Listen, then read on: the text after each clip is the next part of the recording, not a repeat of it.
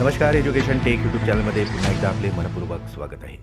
सरकारी कर्मचाऱ्यांच्या कुटुंब निवृत्ती वेतन संदर्भात सरकारने घेतला मोठा निर्णय.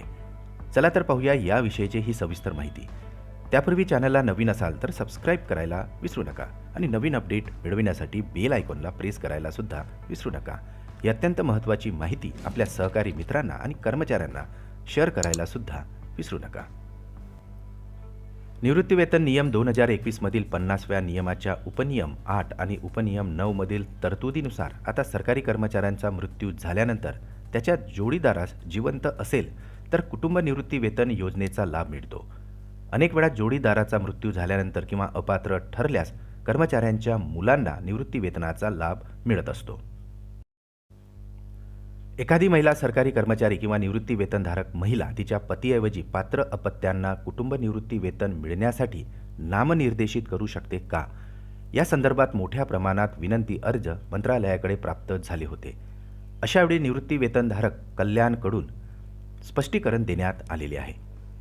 एखाद्या सरकारी कर्मचारी महिलेच्या भारतीय दंड संहितेतील एखाद्या कलमाअंतर्गत तक्रार दाखल केली असेल किंवा कार्यवाही प्रलंबित असेल आणि महिला सरकारी कर्मचारी निवृत्ती वेतनधारक महिलेचा मृत्यू झाला असेल आणि मृत्यूपूर्वी तिने लेखी विनंती केली असेल तेव्हा कुटुंब निवृत्ती वेतन पुढील पद्धतीने निर्णय घेतला जातो.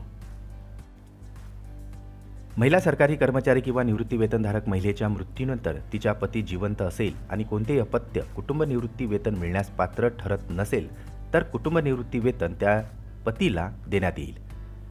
जेथे महिला सरकारी कर्मचारी निवृत्ती वेतनधारक महिलेच्या मृत्यूनंतर तिचा पती जिवंत असेल आणि त्याच्या अपत्याला मतिमंदत्व किंवा मानसिक आजार असेल तर महिलेच्या मृत्यूनंतर तिचा पती कुटुंब निवृत्ती वेतन मिळण्यास पात्र ठरेल. मात्र त्यासाठी पती त्यांच्या मुलांचा पालक असणे आवश्यक असणार आहे. जर विधूर अशा मुलांचे पालकत्व सोडून देत असेल तर अशावेळी कुटुंब निवृत्ती वेतन त्या मुलांच्या वास्तविक पालकाला देण्यात येईल. जर अल्पवयीन अपत्य सज्ञान होण्याच्या वयात आल्यानंतर कुटुंब निवृत्ती वेतन घेण्यासाठी पात्र ठरत असेल तर अशा अपत्याला सज्ञान झाल्याच्या तारखेपासून कुटुंब निवृत्ती वेतन देय असणार आहे. मृत्यू पावलेली महिला सरकारी कर्मचारी निवृत्ती वेतनधारकांच्या मागे विधुर पती आणि सज्ञान झालेली अपत्ये असतील तर ती अपत्ये कुटुंब निवृत्त वेतन मिळविण्यासाठी पात्र असतील तर हे कुटुंब निवृत्ती वेतन त्या अपत्याला देण्यात येईल. तसेच सर्व अपत्य निवृत्ती वेतन नियम 2021 मधील 50व्या नियमानुसार कुटुंब निवृत्ती वेतनासाठी पात्र ठरत नसतील तर अशावेळी विधुराला त्यांच्या पुनर्विवाहापर्यंत हे कुटुंब निवृत्ती वेतन आता नवीन नियमानुसार देय राहणार आहे. पुन्हा भेटू आमच्या यूट्यूब चॅनलमध्ये नवीन अपडेटसह. तोपर्यंत नमस्कार.